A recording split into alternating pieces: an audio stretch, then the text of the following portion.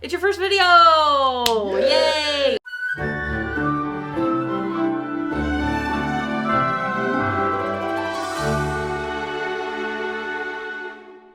Welcome back to Every Disney Movie Ever. My name is Jess, and I am watching Every Disney Movie Ever. It is the week of guests, and today we have my dad! My first! Yay! He's never been in a Disney video because we live so far apart. We do.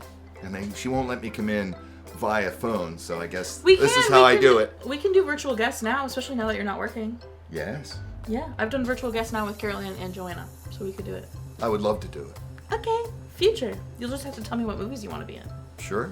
Okay, and today we are going to talk about James and the Giant Peach. James and the Giant Peach is a 1996 hybrid theatrical release. It is directed by Henry Selick, cinematography by Pete Kozacek and Hiro Narita, editing by Stan Webb, music by Randy Newman, and it's written by Carrie Kirkpatrick, Jonathan Roberts, and Steve Bloom. Henry Selick is best known for Coraline, Nightmare Before Christmas, Slow Bob in the Lower Dimensions, and this. Pete Kozacek is best known for Starship Troopers, Inner Space, Howard the Duck, and Willow. Hiro Narita I covered in the video about Never Cry Wolf. The link will be in the description. Dan Webb's best known for Ratatouille, Up, The Nightmare Before Christmas, and Cars. Randy Newman, Carrie Kirkpatrick, Jonathan Roberts, and Steve Bloom I've all covered in previous videos. They'll be listed and linked in the description. The film is based off a book of the same name by Roald Dahl, released in 1961. Shall we compare? Let's. James lives in a house by the sea with his parents. When he's 4, an escaped rhino kills his parents. He goes to live with his 2 aunts who bully and abuse him. When he's 7, a man gives him green beans that if he drinks them, his life will be full of adventures. He trips on his way home and the beans fall onto a peach tree. The peach grows to the size of a house. His aunts sell tickets to people who want to see the peach. James can only see the peach through the bars in his window. He's assigned to clean the rubbish and finds a tunnel into the peach. Inside, he meets all his new bug friends. Centipede cuts the stem and the peach rolls over his aunts, killing them. The peach rolls down to the sea near sharks. James fashions threads from Miss Spider and Silkworm, attaching them to 501 seagulls, making the peach fly. Centipede falls, but is rescued by James. In the clouds, they meet the Cloudman demons. They throw stones at the peach after Centipede makes fun of them. James pulls the peach down from the clouds to see they've arrived in New York City. The people of New York City think the peach is a bomb and are warned to evacuate. Firemen and officers arrive, seeing it's a peach, and some men faint. James then recounts his tale and becomes friends with many New York City children. They eat the peach and all get their own jobs. The end. The film stars Paul Terry, Simon Callow, Richard Dreyfuss, Jane Leeves, Susan Sarandon, David Thewlis, Joanna Lumley, and Miriam Margoyles. Paul Terry plays James and is best known for Microsoap and this. Simon Callow plays Grasshopper. Is best known for 4 Weddings and a Funeral, A Room with a View, Shakespeare in Love, and my personal favorite, A Phantom of the Opera. Richard Dreyfuss plays Centipede and is best known for The Goodbye Girl, Close Encounters of the Third Kind, Jaws, and American Graffiti. Jane Leeves plays Ladybug. She's best known for Frasier, To Live and Die in L.A., Garfield, A Tale of Two Kitties, and this. Susan Sarandon plays Miss Spider and is best known for Thelma and Louise, Dead Man Walking, Stepmom, and Bull Durham. David Thewlis plays the Earthworm. He's best known for Naked, The Omen, Wonder Woman, and the Harry Potter franchise. Joanna Lumley plays Anne Spiker, and she's best known for The Wolf of Wall Street, Absolutely Fabulous, Corpse Bride, and Ella Enchanted. Miriam Margoyles plays Aunt Sponge and Glowworm. She's best known for The Age of Innocence, Romeo and Juliet, How to Lose Friends and Alienate People, and the Harry Potter franchise. This is a hybrid film, as most of you know. It's between live action and claymation stop motion picture things.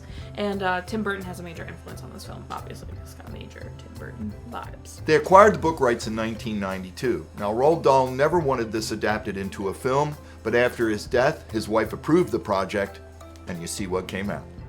She actually really enjoyed the film and thought that Roald would have liked it. It has a 91% on Rotten Tomatoes. It received really positive reviews. People thought it was great for family and was classic Tim Burton.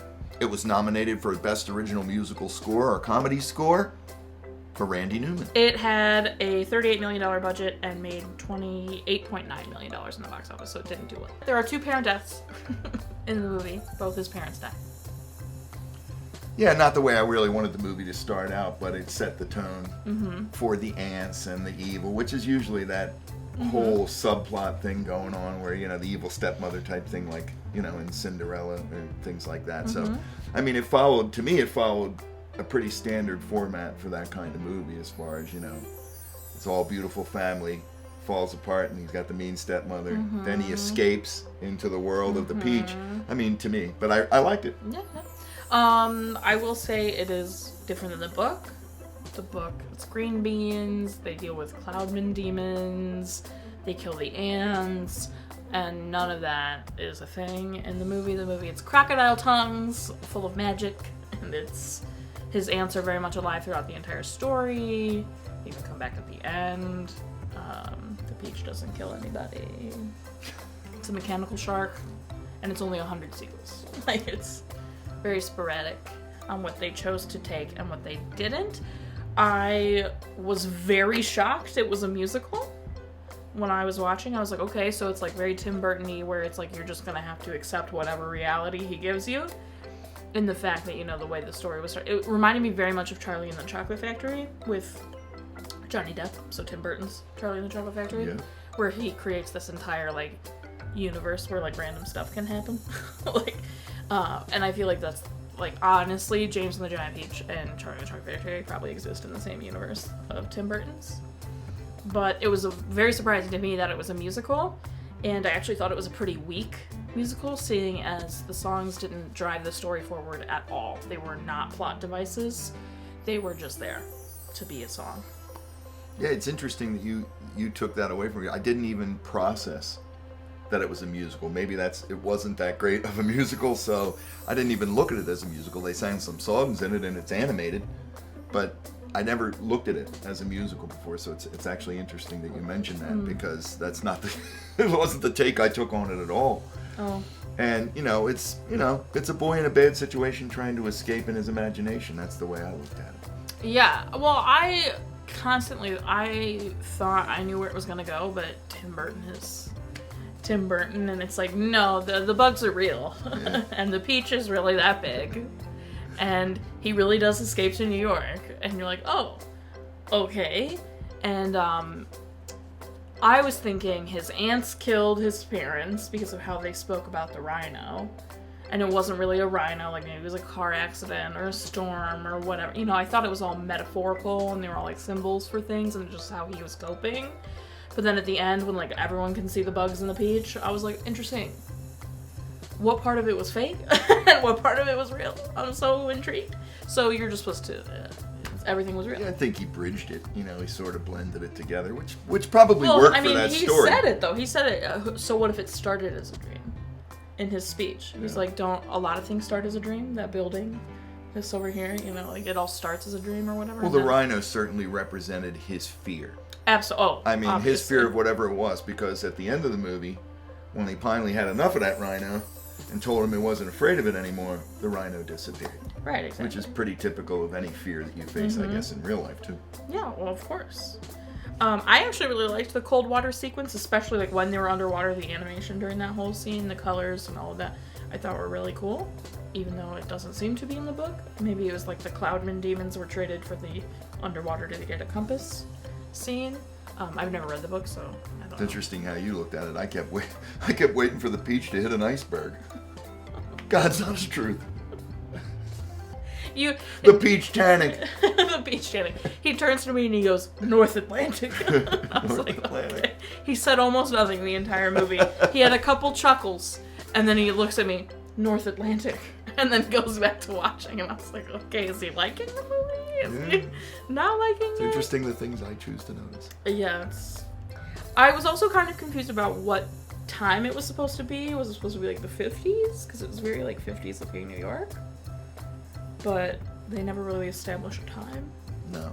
I think you would have to do it the way you did it, which is look at costumes, for instance, he had to go over to a phone box. Right, and all the cars were very like with the white walls and Yes. stuff, so it was very 50s feeling at least, but I sure don't know. I really liked the animation combo. I liked that it was claymation for most of it, but then like the rhino in the sky, that obviously was not claymation. That was very amazing, and just the way they did the clouds and all of that, I thought was really cool. The little pasta noodles that are crocodile tongues. Look like rotini. That was funny. As I said, I don't think the songs moved the plot forward. He said, obviously, he didn't even register that it was a musical, even though they sang songs, which is hilarious. If any character sings a song, it's a musical. Unless, of course, it's like old Disney where there was like only one song sang ever. And it was during like a particular scene where like everyone's singing it as part of the, you know, like that's not a musical. But James and the Giant Peach has more than one song throughout, so it is a musical. And I was actually surprised because Disney, especially during the Renaissance, made a big deal about all of their musicals making sure the songs felt justified and like they pushed the plot forward. And so to have a movie where none of the songs push the plot forward, like his first song where he says, "I'm James," you know, that song was informative because he was singing about how, like, my name's James, this is how I feel, all of that. So that was, like, the most musical-ish song. But then the rest of the songs are, like, the Bugs just singing about stuff. Like, we're family, like, that's beautiful, but, like, what does it have to do with moving the plot forward at all? Or Randy Newman, I was excited to see him do something else because I've only ever known Randy Newman as the Toy Story guy. All of the songs sounded very Randy Newman. Like, they were all, like, Randy Newman definitely wrote that. And some of the lyrics were not great. Like, in James, I'm pretty sure there was, like, an entire 2-sentence moment where all he was saying was, like, very far, very, very, very far, far, far, very far away. I was like, who wrote this? Randy, come on! But I could be a little harsh, I'm sure. He cashed the check. At the end of the day, I do think that James and the Giant Peach is a fun movie. Like, it's a fun, fantastical, completely suspend your disbelief and become a part of James's little weird world. It also reminded me very much of A Series of Unfortunate Events. Have you seen that movie? I have Jim not. Carrey is in that. But in the way that it's a very, like, stylized universe, in the fact that, like, a lot of normal real-world rules don't apply to. So I think it's interesting that I didn't think it was a musical. There were certain parts of it I agree with you on, but at the end of the day, I liked the movie. Yeah, I mean, it enjoyed was the movie. I entertaining. gave it a It was good entertaining score. to me. Yeah, I thought it was entertaining. I liked James. That's the most important part. I was very invested in James. Well, yeah, I was either had to love excited. James or the Peach. Well, Centipede, it sounds nothing like Richard Dreyfuss. Boy, I it thought really he did a doesn't great at all. job. Susan Sarandon sounds exactly like Susan Sarandon. David Thewlis did a Scottish accent or an Irish accent, not his, like, not a British one. Not Sprout. And then Sprout, yeah. Joanna Lumley was, she did have a British accent, but Professor Sprout, like, never speaks except for in the second movie, so it's, and she's very, like, good job, second yes? Like, it's very proper British accent instead of what she had in this movie, obviously. She's a wicked, ugly aunt. But, yeah, do you have anything else you want to say about it? I would encourage, if it's not a movie you've seen, you should see it. Mm-hmm. I mean, especially if you have kids, I think you should see the movie, watch it first, see what you think, but my opinion is it's very entertaining. You can't go wrong with Tim Burton's ability to create that artificial universe you're talking about. By God, he's really good at it. I think one of my favorite things about Tim Burton movies are the detail in the set.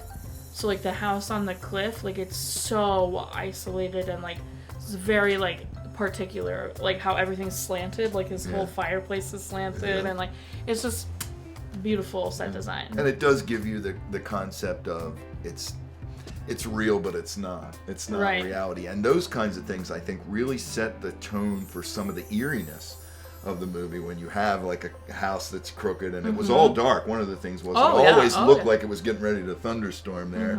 There was no green foliage whatsoever. It was all dead logs and wood and all kinds of stuff. It was all rocky. There was absolutely nothing that indicated that life wanted to be there.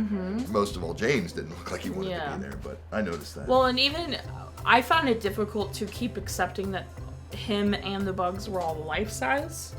Like, during the entire claymation part, I just kept being like, the Peach isn't huge, they're just inside a Peach and they're all tiny. And then every time it would, like, show the Peach against something I was like, oh yeah, it's big. And they're big. Like, the centipede is, like, 6 feet. Like, I gotta keep telling myself, that centipede is 6 feet tall. Even though it felt like James just shrunk and now was friends with bugs. But no, the centipede and the ladybug and all of them were, like, 6 feet tall now. And it was hard for me to keep remembering that. But otherwise, I had a good time. I like it. Me too. I think it's a cute movie. It's nothing, it's not, the greatest, but it's a fun, entertaining movie. It is. Okay. What would you rate it? Out of 10. 7. My final ratings is 7. What should 7 peaches? That's 7 peaches. I like 7 peaches out of 10. Our total movie count is. Pose. For the movie count. Okay. Our parent death toll is. Cry count is still the same. If you want to keep up with what movie I'm watching when, follow me on Instagram or Twitter. You'll find out what movie I'm watching when. Follow my dad on Facebook. He does a bunch of fun stuff, especially if you want to know more about leadership in sales. He's your dude. Link will be in the description. Thanks for being here, Dad. I live for this. Did you have fun? I'm spending time with you, so I'm having fun. Aw, cute. I came all the way here for this reason, you know. Yes. I put out videos every Monday and Friday and sometimes Wednesday. Join Patreon. There's a ton of bonus stuff going on over there, including my dad's request, which was the Kane Mutiny. And then I actually haven't asked him about doing the interview yet, but he will do it. So his interview will be over there today at the same time this video was posted. I think that's everything. So until next time, comment, like, subscribe, not sure if you are. So you do, and don't be the ants about it for sure, right? The ants are the worst. No ants. And no ants. Susan Sarandon. Has Miss big Spider. hooters. Jesus. She plays the big hootered spider. Why are you like that?